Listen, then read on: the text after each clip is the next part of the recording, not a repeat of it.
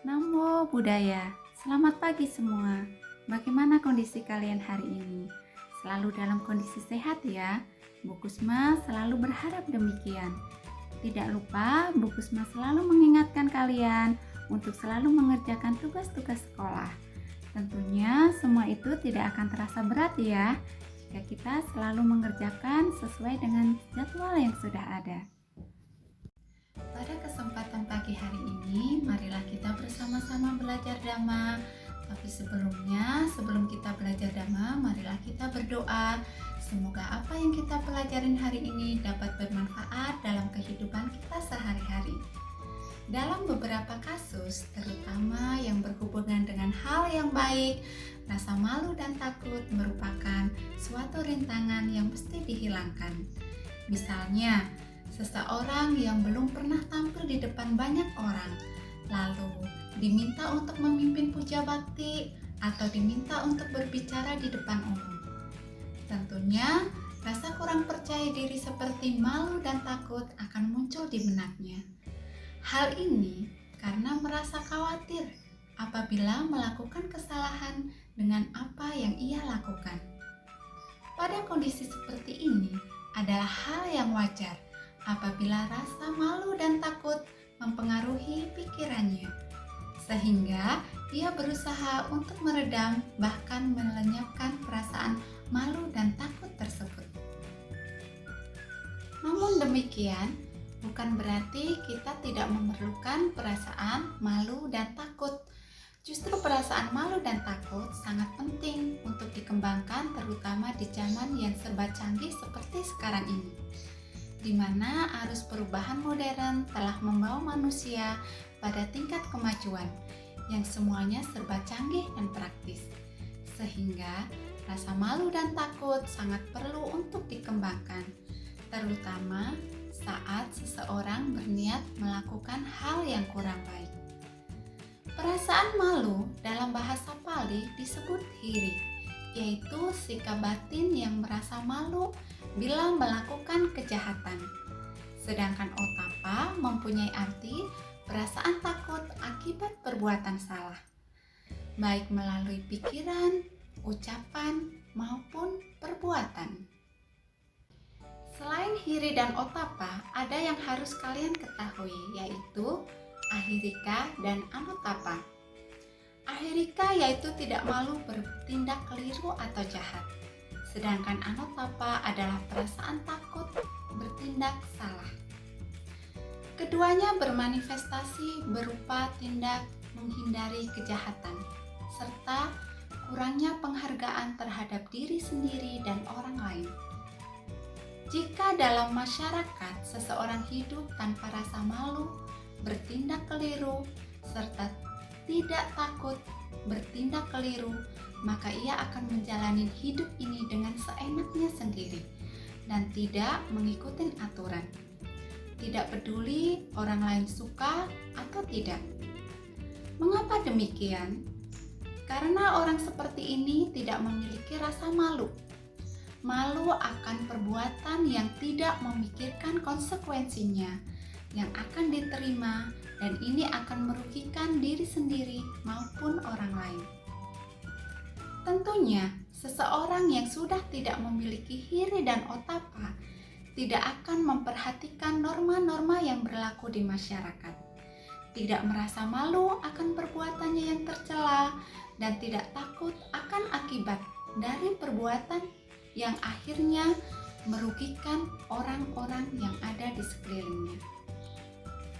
Hal seperti ini kemungkinan orang tersebut akan kehilangan kehormatan di masyarakat. Sang Buddha dalam Vasala Sutta, yaitu Sutta Nipata, menjelaskan bahwa seseorang tidak merasa rendah karena kelahirannya.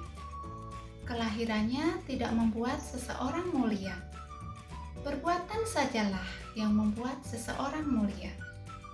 Jadi bisa dibayangkan, jika setiap orang tidak memiliki rasa malu dan takut, dunia ini akan menjadi kacau.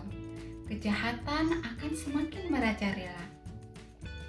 Hal ini sesuai sabda Sang Buddha dalam Iti Wuttutaka maupun Carya Sutta Anguttara Nikaya, yaitu ada dua hal yang jelas untuk melindungi dunia, yaitu hiri dan otapa. Hiri dan otapa disebut sebagai pelindung dunia atau dalam bahasa Palinya disebut dengan loka pala. Jika setiap orang di dunia ini selalu mengembangkan rasa hiri dan otapa, maka tidak akan ada tindakan yang membuat kerugian bagi orang lain.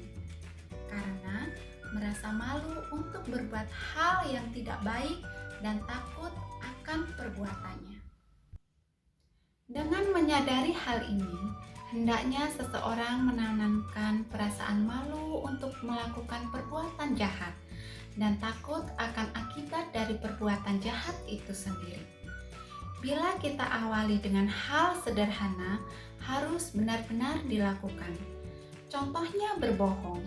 Berbohong adalah perbuatan buruk melalui ucapan yang mengakibatkan orang lain menjadi tertipu atas kata-kata yang kita sampaikan. Perbuatan buruk itu sepertinya kecil dan sepele.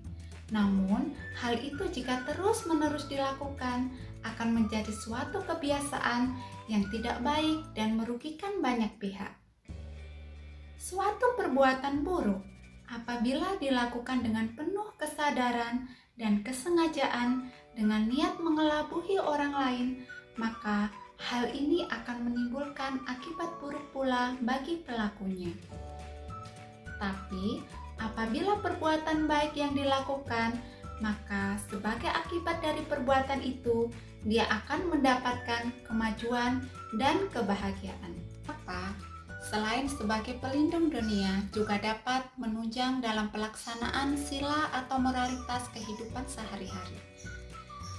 Memiliki pedoman perasaan malu berbuat jahat adalah karena satu, merasa malu bila kelak disebut orang yang kejam, maka akan menghindari pembunuhan dan penyiksaan.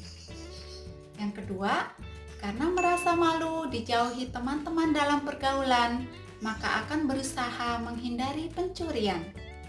Yang ketiga, karena merasa malu bila diperbincangkan orang, maka akan menghindari perbuatan asusila. Yang keempat, karena merasa malu bila tidak didengar orang lain, maka ia menghindari berbohong.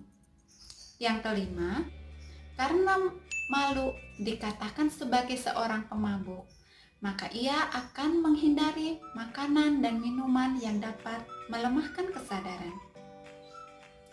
Kemudian, apa saja sih pedoman dari otapa? 1.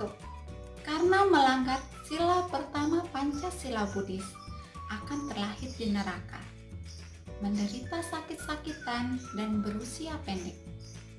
Yang kedua, melanggar sila yang kedua, takut masuk penjara. Begitu pula dengan sila yang ketiga, yaitu mendapatkan banyak musuh. Sila yang keempat, tidak dipercaya orang, dan sila yang kelima, takut dicela orang. Secara sederhana, praktek hiri dan otapa dapat kita lihat dengan menggunakan media pembelajaran, yaitu lilin. Jika kita memegang api, maka tangan kita akan terasa panas. Akibat dari panas, bisa lain yang ditimbulkan adalah terbakar atau melepuh. Jadi seperti itulah, jika kita memahami dengan benar hiri dan otapa, maka kita tidak akan melakukan perbuatan buruk. Dengan demikian, memahami serta mempraktekkan Dhamma, maka perasaan malu untuk berbuat buruk dan takut akan perbuatan buruk akan muncul dan berkembang di hati kita. Semoga yang kita pelajarin hari ini sama-sama bisa kita praktekkan dalam kehidupan kita setiap hari. Tidak lupa, Bu Kusma ucapkan, Sabe Sata Bhavantu Sukhitata, semoga semua makhluk hidup berbahagia. Sadu, sadu, sadu.